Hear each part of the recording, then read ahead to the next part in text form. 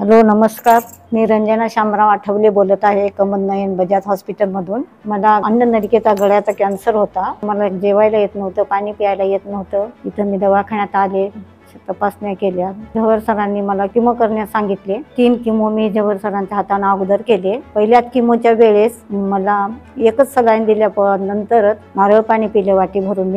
मला खूप आनंद वाटला, मनाचं समाधान वाटलं।